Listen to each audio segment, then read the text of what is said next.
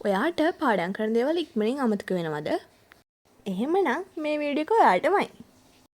අද මම ඔයාලට කියලා දෙන්නේ පාඩම් කරන දේවල් මතක තියාගන්න ලේසි වෙන ටිප්ස් 7ක්. දවසේ පාඩම් කරන්න ඕන දේවල් කලින් ප්ලෑන් කරන්න. ඔයා කලින් දවසේ රෑ හෙට පාඩම් කරන දේවල් ටු-ඩු ලිස්ට් එකක් විදිහට ලියා ගන්න.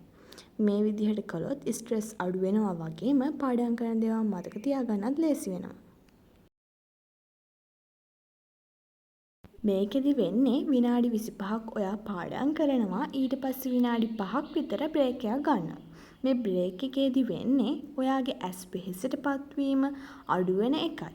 අවධානයෙන් ආයෙ පාඩම් කරන්න පුළුවන් වෙනවා. මේ වගේ රවුන්ඩ්ස් 4ක් කරනවා. මේ වගේ රවුන්ඩ්ස් ආයෙ රිපීට් කර කර අද්දි වෙන්නේ ඔයාට පැය ගාණක් එක දිගට වැඩ කරන්න පුළුවන් වෙන එක. නිදිමත එන්නේ නැහැ. හොඳට පාඩම් කරන ඒවා මතකත් හිටිනවා. ඊළඟ එක තමයි පාඩම් කරනකොට ෂෝට් නෝට් හදන එක. වැදගත් කරුණු, සූත්‍ර, උදාහරණ කෙටිව ලියන්න ඕනේ.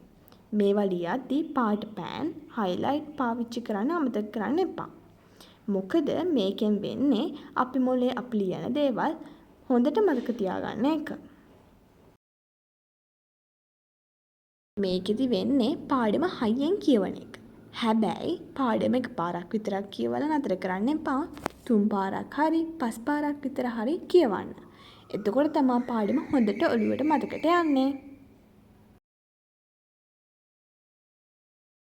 ඊළඟ එකේදී කරන්න තියෙන්නේ ඔයා පාඩම් කරපු දේ යාළුවෙක්ට කියලා දෙන්න පුළුවන්. එහෙම නැත්නම් ඔයාට පුළුවන් ඔයාගේ ඉස්සරහ යාළුවෙක් ඉන්නවා කියලා හිතාගෙන එයාට මේ පාඩම තේරෙන්නේ නැහැ කියලා හිතාගෙන කියලා දෙන්න. එහෙම නැත්නම් ටෙඩියෙක් අරගෙන ටෙඩියට උගන්වන්න පුළුවන්. එතකොට ඔයාට මේ පාඩම හොඳට මතක හිටිනවා. ඔයාට පුළුවන් ඔයා පාඩම් කරන වෙලාවට ෆෝන් එක අයින් කරලා දාන්න. සයිලන්ට් කරන්නත් පුළුවන්. ගොඩක් හොඳයි. එතකොට ඔයාට පාඩමට විතරක් ફોකස් කරන්න පුළුවන්. අඩුම දවසට පැය 6ක්වත් නිදා ගන්න ඕනේ. එතකොට ඔයාට හොඳ මනසක් වගේම එනර්ජි එකක් ලැබෙනවා. එතකොට ඔයාට පාඩම් කරන හැම දෙයක්ම හොඳට මතක හිටිනවා. ඒ කියන්නේ ඔයා රැයට පාඩම් කරන කෙනෙක් නම් ඔයාට පුළුවන් දවල් පැය කිහිපයක් නිදා ගන්න. ඔයා මේ ටිප්ස් ෆලෝ කළොත් අනිවාර්යයෙන්ම පාඩම් කරන දේවල් මතක තියාගන්න ලේසි වෙයි. වීඩියෝ එක හොඳයි නම් ලයික් කරන්න අමතක කරන්න එපා.